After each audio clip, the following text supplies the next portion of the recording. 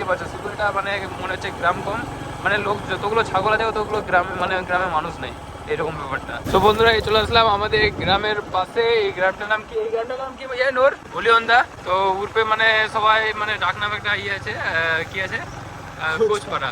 তো এখানকার পরিবেশটা মানে কি বলবো, আর মানে ভালোও বলা যাবে না আর খারাপও বলা যাবে না।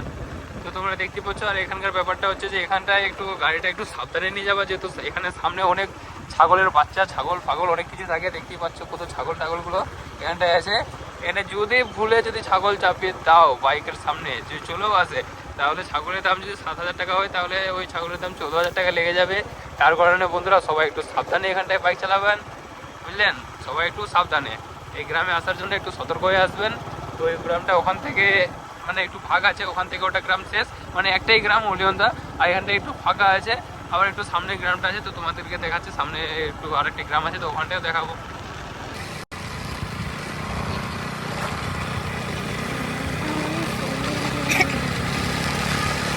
এই হচ্ছে আরেকটা পাড়া, এখানটায় চলে আসলাম। তোমরা দেখতে পাচ্ছ এই হচ্ছে ছাগলগুলো।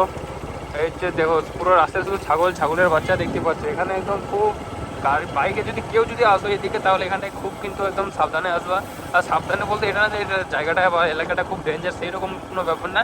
কিন্তু এই রাস্তায় ছাগল মানে প্রচণ্ড ছাগল থাকে, তো তার কারণে একটু সাবধানে। যদি ভুলবশত ছাগলটা যদি মোটর সাইকেলে চলে আসে সামনে বা যদি চাপিয়ে দাও, তাহলে কিন্তু মানে বুঝতেই পারছো বাকিটা।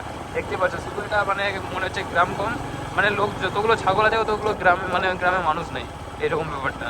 তো একটু সতর্ক আসবেন, আপনাদের ভালোর জন্যই বললাম। তো আজকের জন্য টাটা, বাই বাই।